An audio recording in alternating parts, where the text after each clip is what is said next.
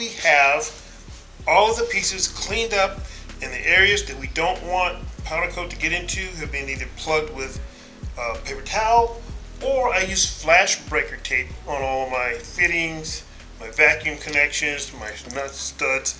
I used this flash breaker tape. Okay, this stuff is really the good stuff. This can withstand the heat of the oven, and this particular part number, see if I can find it. Okay, it is 463-716. 463-716. This is flash breaker tape. This stuff worked great. All right, so we're all cleaned up, alcohol wiped, and we're ready to go back. So I'm going to go and see if it actually fit in my oven. That's going to be tricky because my oven is only 18 inches diagonally, and this part right here is about 18 inches. So it's going to be a tight squeeze how to get powder coat on it and actually get it to fit in the oven. So let's go back, check out the ovens. I'll show you how these, I hope, will fit, and then we'll spray them and we'll put them in the oven. All right, guys, well, here's my little oven, and this is about how it fits. So it looks like we're gonna have to do half at a time. It's not going all the way in, and that's fine. I'll bump the temperature up 50 degrees, and I'll do half, and I'll flip it around to the other half, and we'll get it done. It wouldn't go diagonally, so I'm just gonna do half at a time. Here's one of my little powder coat booths right down below the oven. And this is my filter. I'll show you how it works. I'll take the filter off. See, I've got a fan mounted in the back that pulls air through the filter so that I don't get powder coat coming out into the shop. So that's how that works. Put that back in there. You're going to turn it on and it'll pull the air so I can powder coat without it coming out and breathing it. You should wear a mask too. I'm in a well ventilated area, so that should be fine. Time to powder coat.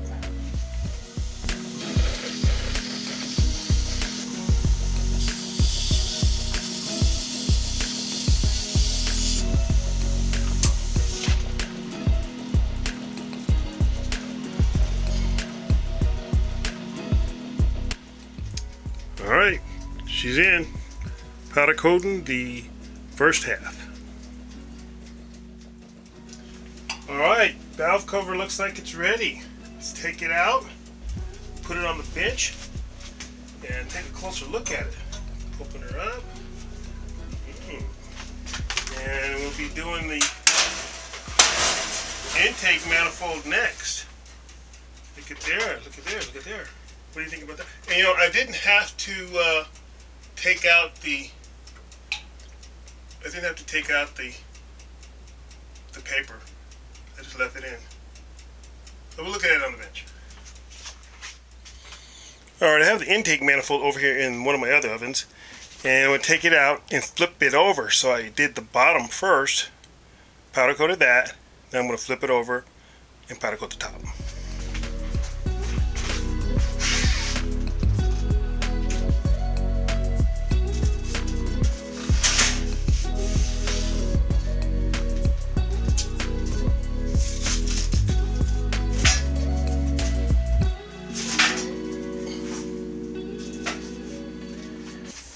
Alright, I got the manifold flipped over. Now we're going to do the top side.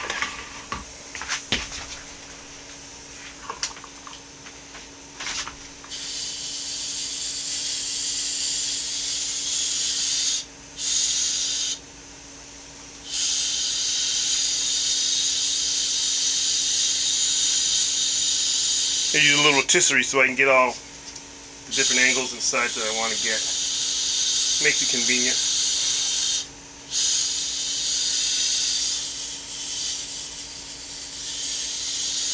Light, even coats is the key to a smooth finish. Alright, I have baked the cake. Intake manifold is done. Let's take it out. You know what? I don't even need the tray. Unless it's going to stick to it. Just take it out. Here it comes. What do you think? Wow, I can't wait to look at these on the bench myself. I'm pretty happy with the way it turned out. Look at that. Not bad, huh? for a at-home DIY job. I'm going to take them to the bench, and we can look at the valve cover and this intake manifold. All right, we are on the bench, and I guess one of the best ways to let you guys look at these is to just do the unmasking real time. And the paper had no problem with 300 degrees, so I mean nothing. So I just left it in there. Once I saw it wasn't even singeing, I said, why disturb anything? So I'm excited. It looks great. Very happy with it.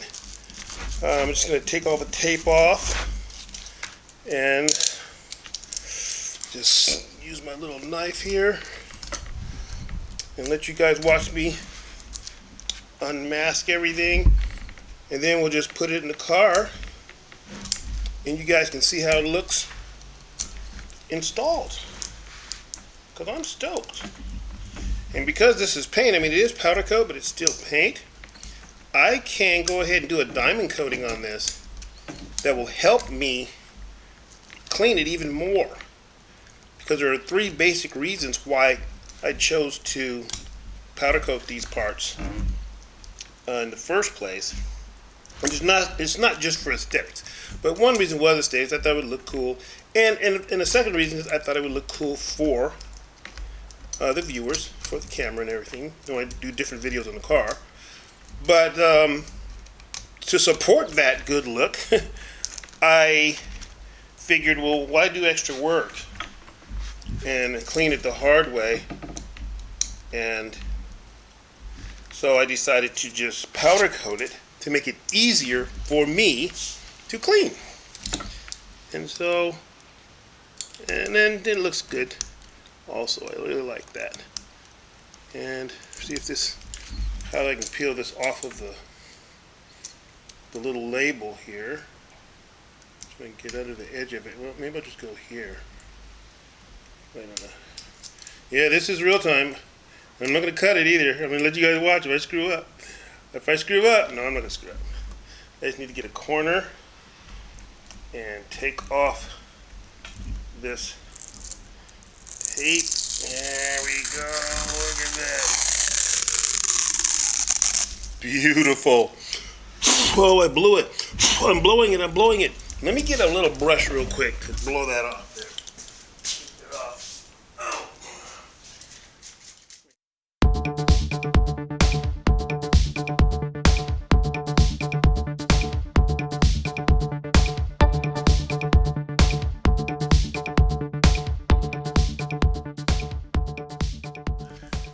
Look at that. Oh, you thought I was going to forget, didn't you? Well, I didn't forget. Alright, so this side's done. Let me see, did I have anything on the other side? No, that's it for this one. So let's just trade sides so you can look at my nice little 16 valve label better. Look at that. And then I just have these studs to clean up. Get the tape off of them. And then I have some vacuum fittings. And that's just, the tape held up well in the heat also. It's a little brittle, but it didn't burn, it didn't melt. It did exactly what it's supposed to do for flash tape. So I am impressed with the tape. I'm impressed with the tape, the paper towel. And they weren't special paper towels, just regular old paper towels from, you know, Safeway, Rite Aid, anywhere you go to get paper towels, Walmart, just paper towel. And I'm just going to take this off because I got to have a nice smooth surface for my hoses, vacuum hoses. That came out nice, man. I'm stoked. This is the first time I've ever powder coated a car part this size. You know, I've done tiny little parts, I've done bullets and stuff like that, but nothing this size. And speaking of size, you notice I could barely even fit it in my little oven, and if they had been even bigger, then I would have been in trouble. But another technique that can be used that requires a certain level of skill, but you can actually powder coat with a heat gun. There's a few little tricks that you have to know how to do to powder coat with a heat gun, but it can be done quite well, quite successfully. And a couple of things you have to note is you have to remember that the heat gun has a fan in it, so you have to be careful not to blow your powder coat off your part. You don't want to get too close to a part if you're going to be using heat gun. All right, so you want to keep the heat gun a certain distance from the part, and a second technique that you want to be aware of is if you're blowing, like say you're blowing at an angle like this, it's more likely to blow the powder coat off because you're blowing at a shear.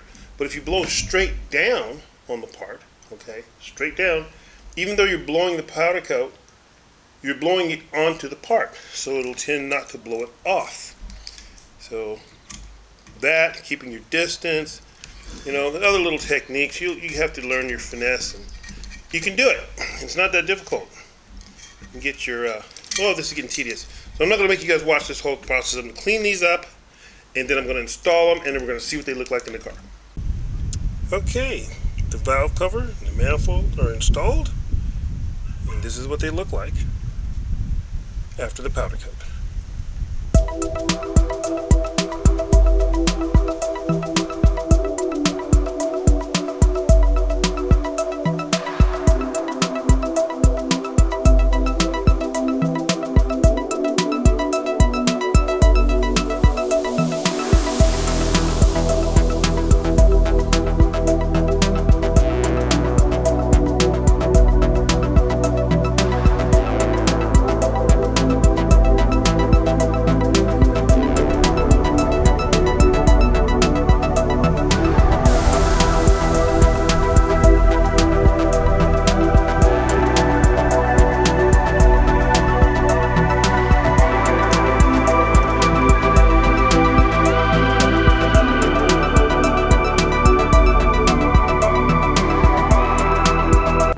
But wait, there's more. If you'd like my powder coating of the intake manifold and the valve cover, well, you should check out my video on installation of this oil can. Coming soon. And wait, there's even more.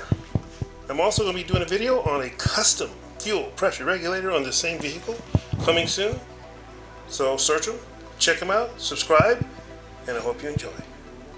Thanks for watching.